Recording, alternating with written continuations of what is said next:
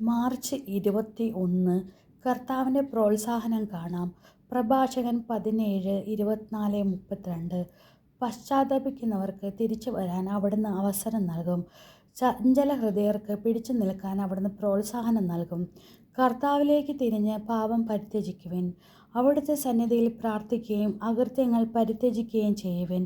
അത്യുന്നതനിലേക്ക് തിരികുകയും അകൃത്യങ്ങൾ ഉപേക്ഷിക്കുകയും മ്ലേച്ഛതകളെ കഠിനമായി വെറുക്കുകയും ചെയ്യുവിൻ. ജീവിക്കുന്നവർ അത്യുന്നതന് സ്തുതിഗീതം പാടുന്നത് പോലെ പാതാളത്തിൽ ആര് അവിടുത്തെ സ്തുതിക്കും? അസ്തിത്വമില്ലാത്തവനിൽ നിന്ന പോലെ മനുഷ്യൻ മരിക്കുമ്പോൾ അവൻ്റെ സ്തുതികൾ നിലയ്ക്കുന്നു.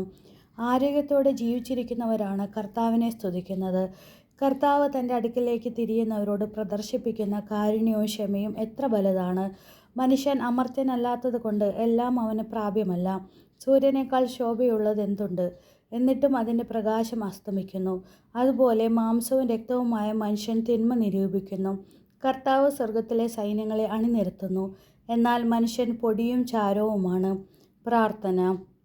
കാരുണ്യവാനായ ദൈവമേ, പശ്ചാത്തപിക്കുന്നവർക്ക് തിരിച്ചു വരാൻ അവസരവും ചഞ്ചല ഹൃദയർക്ക് പിടിച്ചു നിൽക്കാൻ പ്രോത്സാഹനവും നൽകുന്ന അങ്ങയെ ഞങ്ങൾ സ്തുതിക്കുന്നു. അങ്ങയുടെ കാരുണ്യത്തിൻ്റെ ആഴം ഞങ്ങൾ അറിയുന്നു.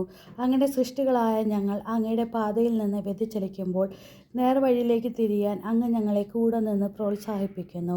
ഞങ്ങൾ ചെയ്യുന്ന ഓരോ തിന്മയിലും നന്മയ്ക്ക് വേണ്ടിയുള്ള അങ്ങയുടെ പ്രോത്സാഹനം ഫലശൂന്യമാകുന്നുവെന്ന സത്യം സ്മരിച്ചുകൊണ്ട് തിന്മയെ ഉപേക്ഷിക്കുവാൻ ഞങ്ങളെ അനുഗ്രഹിക്കണമേ.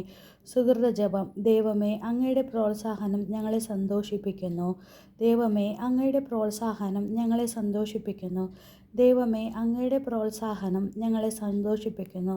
നമ്മുടെ കർത്താവായ മിശിഹായ്ക്ക് സ്തുതി.